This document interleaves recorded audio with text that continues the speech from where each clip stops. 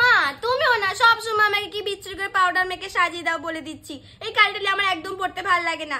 অর্পিতার মা ওকে কি সুন্দর করে সাজিয়ে দেয়, তুমি সবসময় আমাকে বাচ্চাদের মতন করে সাজাও।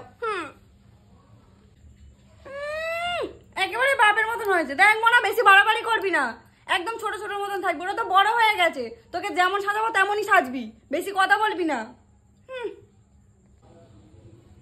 তুমি সত্যি বলছো মা?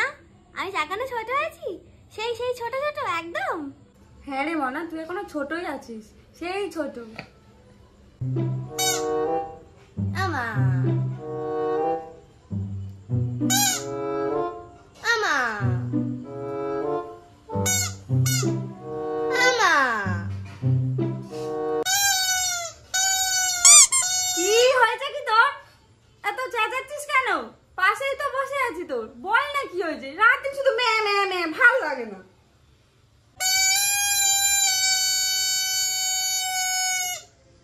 আমা একটু হরলিক্স দাও না গো, চেটে চেটে খাই। ওই আবার তো শুরু হয়ে গেল। ছোট বলেছি বলে কি ম্যা, একটু হরলিক্স দাও, চেটে চেটে খাবো। এই নে মনা, ধর। Thank you.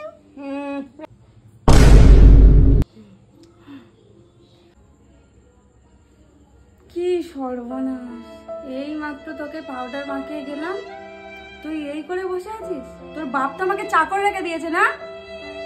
চল আবার পরিষ্কার করবো, চল এসে আবার নতুন করে পাউডার মাখাবো, চল।